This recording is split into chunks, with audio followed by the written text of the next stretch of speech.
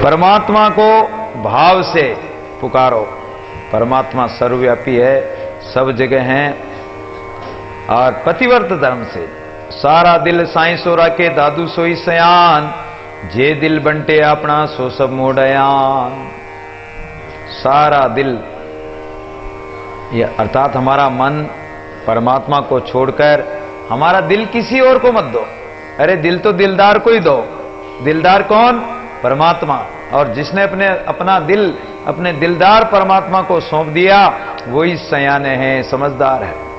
और अगर अपने दिल को टुकड़ों में बांट दिया, पुत्र परिवार पत्नी पति कुटुंब कबीला में बांट दिया, तो सब मूढ़यान, वो अज्ञानी प्राणी है। सुल्तानी गयो बलक तज रयो एकांती जाय, सुत त्रिय गई दीदार को नैन बूंद बन जाए। बलक बुखारे का बादशाह दासी के कोड़े मारने पर उसके शब्दों से वैराग्य हो गया कि फूलों पर सोने से, थोड़ी देर सोने से कितना आनंद आया, लेकिन कोड़े भी कितने पड़े तो आपको कितने कोड़े पड़ेंगे, उसी से वैराग्य हो गया बलक बुखारे के बादशाह को, और छोड़कर दिल्ली में आकर बाहर झोंकने लगा। जब बलक बुखारे के बादशाह के परिवार को पता लगा कि वो दिल्ली में है, तो वो दिल्ली में आ गए मिलने के लिए। उनको आए देखकर बलक बादशाह ने उनकी तरफ देखा भी नहीं, आंखें बंद कर ली, देखा भी नहीं, और जंगल को निकल गए। तो जिनके दिल में परमात्मा बसा, उनके दिल में संसार नहीं बस सकता। दादू सारों सो दिल तोड़कर साईं सो जोड़े, साईं से ती जोड़कर काए को तोड़े। सारों सो दिल तोड़कर, संसार में जो दिल आपने किसी को दिया है तो वहां से तोड़कर कहां लगाना? परमात्मा में जोड़ना है।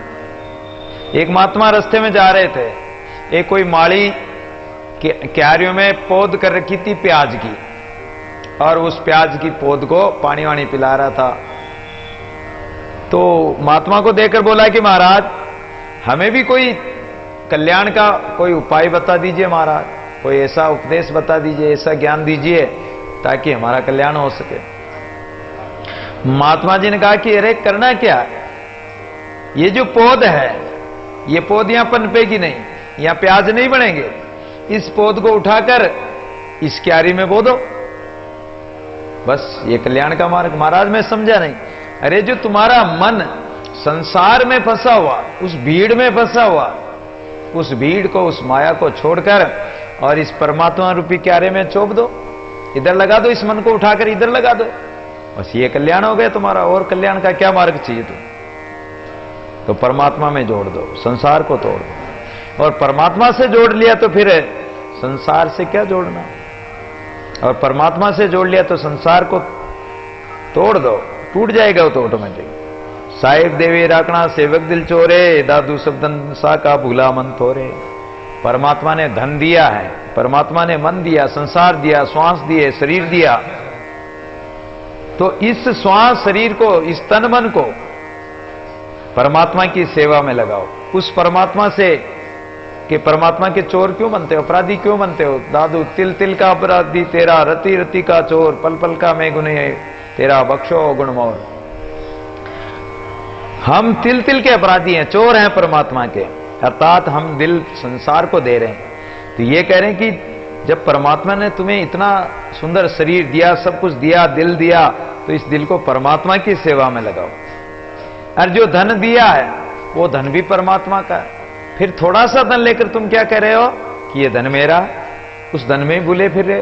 अरे सारा धन सब कुछ परमात्मा का है। एक सेठ था, उस सेठ ने एक, उसके कोई संतान नहीं थी, तो कोई पड़ोसी बनिया का लड़का अपने गोद ले लिया, परिवार का या पड़ोसी का किसी का बच्चा गोद ले लिया।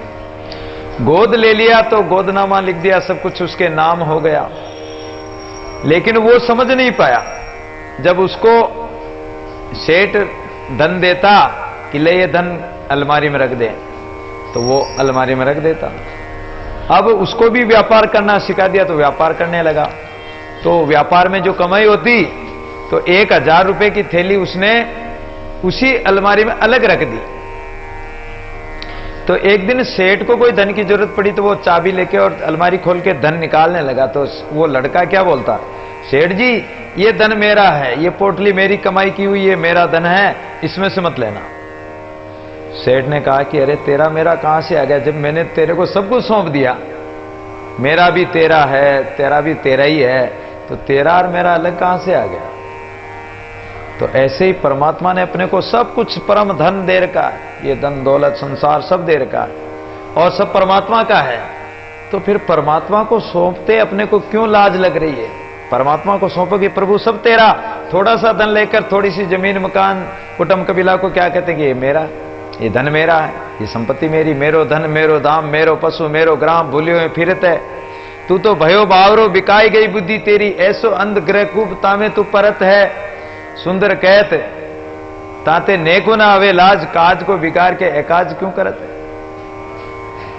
मेरा मेरा क्यों करता फिरता है, मेरा मेरा छोड़ गंवारा सिर पर तेरे सिरजनहारा। इसलिए मेरा मेरा अहंकार को त्याग करके परमात्मा को अपनाओ। दादू मन परमात्मा का मानो, दादू मनसा वाचा करना अंतर आवे एक, ताको प्रत्यक्ष राम जी बातें और अनेक। इसलिए मन वचन कर्म से अंतरात्मा में एक परमात्मा रह जाए, एक राम जी का साक्षात्कार हो और बातों को छोड़ दो। दादू मनसा वाचा करना हरि जी का हृदय रिका भाव, अलग पुरुष आगे खड़ाता के त्रिभुवन राव। तो अपने हृदय में एक परमात्मा का भाव रखो तन मन वचन कर्म से, तो आपके आगे खड़ा हो जाएगा परमात्मा। तो अलग पुरुष वो त्रिलोकीनाथ आपके आगे आके खड़ा हो जाएगा, साक्षात हो जाएगा। दादू मनसा वाचा करुणा हरि जी सोहित होई, साहिब सन्मुख संग आदि निरंजन सोई। कहने का तात्पर्य कि मन वचन कर्म से कभी बुरा मत करो, परमात्मा के हेत परमात्मा के लिए सब कुछ करो। तो परमात्मा सन्मुख ही है, तुम्हारे संगी कहीं दूर नहीं है। दादू मनसा वाचा करुणा अतुर कारण राम, समरथ साईं सब करे प्रगट पूरे काम है। मन वचन कर्म से परमात्मा को पुकारो, आतुर होकर व्याकुल होकर परमात्मा का नाम लो, परमात्मा को पुकारो। वो ऐसा समर्थ राम है कि वो सब कुछ करने को तैयार है, वो प्रकट होकर तुम्हारे सब काम कर देगा, तुम्हारे योगक्षेम को भी चलाएगा, तुम्हारे दुख को भी मिटाएगा। अनन्यास चिंतयन्तो माम ये जना पर्युपास्ते, तेसाम नित्याभियुक्ता नाम योग क्षेमम वहाम्यम। श्रीमद् भगवद गीता 9वें अध्याय के 22वें श्लोक में भगवान कहते हैं कि जो मेरे में जो स्थित रहे, करे निरंतर ध्यान, उन भक्तों के योग का क्षेम स्वयं ही मैं चला देता हूं। नारी पुरुषा देख कर पुरुषा नारी होय, दादू सेवक राम का शीलवंत है सोई। जैसे अभिप्राय यह है कि पतिव्रता स्त्री अपने पति के अतिरिक्त दूसरे पुरुष को देखती है तो वह पुरुष उसको अपने समान स्त्री रूपी दिखता है, और अपने पति को ही पुरुष जानती है। जैसे पतिव्रता स्त्री है वो अपने पति की सेवा करती है, उसके देवर जेठ अड़ोसी पड़ोसी सब होते हैं, लेकिन वो अपने पति की सेवा करती और देवर जेठ की भी सेवा करती है, लेकिन जो दर्जा पति को देती वो उसको नहीं देती है, पतिव्रत धर्म में स्थित रहती है। ऐसे ही जीव आत्मा का संतों का यही नियम है कि अपने परमात्मा को मानते हैं, परमात्मा का भजन करते हैं, आदर सबको देते हैं, सबका सम्मान करते हैं, लेकिन हृदय में तो एक परमात्मा को ही बसा कर रखते हैं। पतिव्रत धर्म परमात्मा का ही रखते हैं। पर पुरुषा रत बांधनी जाने जे फल होय, जन्म बिगोया अपना दादू निष्फल सोय। और जो पर पुरुषों से रत रहने वाली स्त्री अब बांझनी हो, बांझ स्त्री हो, जब उसके पति होते हुए भी उसके संतान नहीं हुई तो क्या पर पुरुष से संतान हो जाएगी? और वो अगर पर पुरुषों का संग करती है तो उसका जन्म भी व्यर्थ चला जाता है। जन्म भी गोया अपना दादू निष्फल सोई, अपने जन्म में कलंक लगा लेती है और संतान रूपी फल भी प्राप्त नहीं करती है। निष्फल ही उसका जीवन चला जाता है, व्यर्थ ही चला जाता है। तो कलंक भी लग गया और संतान भी नहीं प्राप्त हुई। ऐसे ही जो व्यक्ति परमात्मा के भजन को छोड़कर अन्य पुत्र अपनी वृत्ति को देवी देवता में लगाता है तो उसका जन्म भी ऐसे ही व्यर्थ चला जाएगा, वो परमात्मा को भी नहीं पाएगा और 84 के चक्कर में ही फिरता फिरेगा। दादू तज भरतार को परपुरुषारत होय, ऐसी सेवा सब करे राम न जाने सोय। इसलिए स्त्री पुत्र इत्यादि का त्याग करके और परमात्मा का भजन करे, परमात्मा में रत होकर ऐसी सेवा अगर कोई करे तो परमात्मा की सच्ची सेवा है। लेकिन राम न जाने कोई, उस राम को जानते नहीं, इसलिए राम को छोड़कर अन्यत्र भटकते हैं। नारी सेवक तब लगे जब लग साईं पास, दादू परसयान को ताकी कैसिया। अगर जो स्त्री अन्य पुरुष का साथ करती है तो उसका कोई भरोसा नहीं कि वो परमात्मा की ही सेवा करे, परमात्मा का ही भजन करे, नहीं। ऐसे जीव आत्मा अन्यत्र भटकती है, वृत्ति इधर उधर जाती है, तो उसकी क्या आशा करेंगे। वो भी अपने मन को संसार में ही भटकाते हैं, वासनाओं में भटकाते हैं, तो उसकी कोई आशा नहीं, उसका कोई भरोसा नहीं, और वो संसार में भटकेंगे, संसार में ही मरेंगे जिएंगे। 84 लाख योनियों में जाने से उनको कोई नहीं रोक सकता है।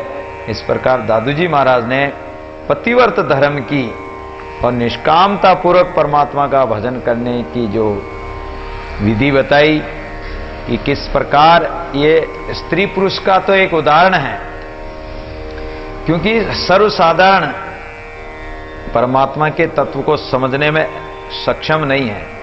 तो परमात्मा दादूजी महाराज क्या करते हैं कि उसको एक उदाहरणों के द्वारा, ज्ञान के द्वारा, ये पतिव्रता का उदाहरण देकर, सतियों का उदाहरण देकर और अपने मन को समझा रहे हैं कि हमारा मन परमात्मा को छोड़कर अन्यत्र इधर उधर नहीं देखे। परमात्मा पति का त्याग करके अन्य देवी देवताओं में, अन्यत्र वस्तु व्यक्ति पदार्थ, लोग कभी कोई पीपल को पूज रहे हैं, कभी बड़ को पूज रहे हैं, कहीं और किसी को पूज रहे हैं, तो ये अपने मन को भटकाना है, अपने पतिव्रत से हटना है।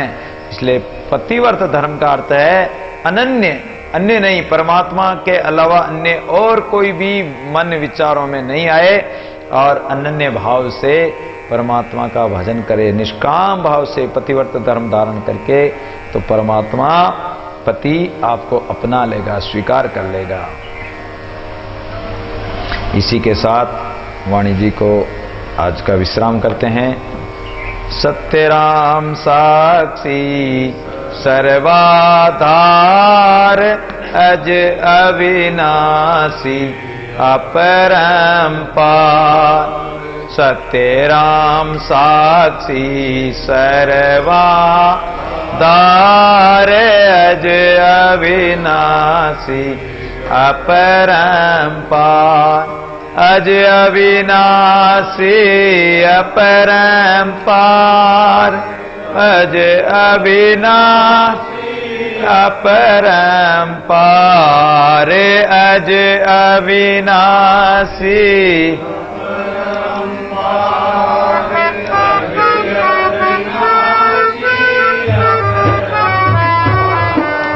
सत्य राम साक्षी सर्वाधार, अज अविनाशी अपरंपार। अज अविनाशी अपरंपार। अज अविनाशी अज अविनाशी अपरंपार। अज अविनाशी अपरंपार। सत्य राम साक्षी सर्वाधार, अज अविनाशी। राम नाम नहीं छोड़ू रे भाई, प्राण तजे हो निकट जीव जाई। राम नाम नहीं छोड़ू रे भाई, प्राण तजे हो निकट जीव जाई। राम नाम नहीं छोड़ू भाई, प्राण हूँ निकट जीव जाय। रति रति कर डारे मोय, साई संगन छाड़ो तोय। रति रति कर डारे मोय, साई संगन छाड़ो तोय। राम नाम नहीं छोड़ो रे भाई, प्राण तजहु निकट। बावेले सिर करवत देई, जीवन मोरि न छाड़ो तोय। बावेले सिर करवत देई, जीवन मोरि न छाड़ो तोय। राम नाम नहीं छोड़ो रे भाई, प्राण तजहु निकट। पावक में ले डारे मोय, जरे शरीर छाड़।